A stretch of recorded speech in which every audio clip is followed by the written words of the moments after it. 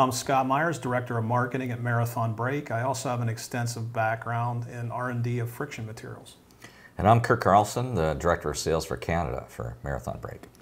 What we'd like to talk to you about today is new versus remanufactured shoes. So Kurt, I'll start you out with a quick question.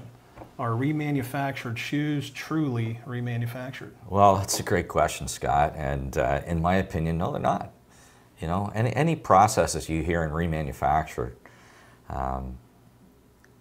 parts are taken back and they are remanufactured, reworked to put them back into OEM specifications. And really, when you look at a quote-unquote reman shoe, it's really just a truly relined shoe. What about the coining process? Well, again, a great question, Scott, because that's been a buzzword in the industry for 20 years, that, you know, coining a shoe brings it back to OEM specifications, when really the coining process just takes the rejected shoes and makes them an acceptable core.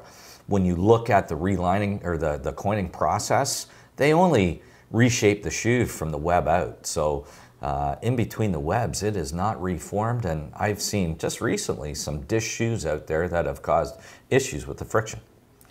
I'd like for you to quickly cover the hidden costs that can be associated with the purchase of remanufactured Really? shoes. There's hidden costs with remanufactured shoes? I know accountants love them.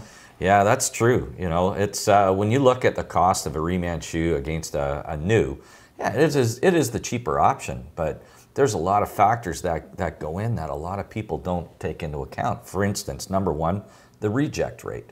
You know, is that core going to get rejected? And the cost of that core typically outweighs the cost of a new piece of steel.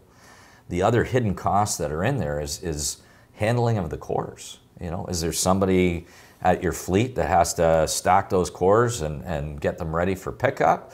That can be downloaded onto the distributor, but then there's somebody in the office that has to reconcile the credits with the core charges.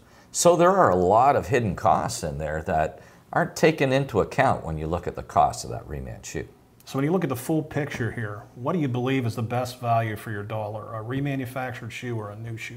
You know, there's one thing that we haven't talked about is the performance, because a new shoe is a new shoe, and it is back to OEM specifications, that there is no wear in that shoe whatsoever. There's people out there that state you get about 30%, up to 30% better performance with just a new shoe, everything else being the same. So when you couple that and you look at the hidden cost of your fleet, by far new shoes are better value for your money. Thank you very much, Kurt.